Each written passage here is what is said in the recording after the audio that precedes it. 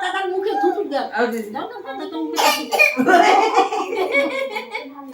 আবার দাও। এই না ঝোল পড়ে গেল। শেষ হয়নি এখনো?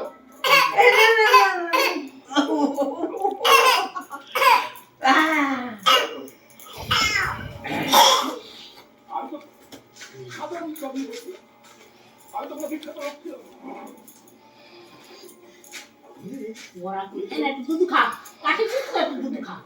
না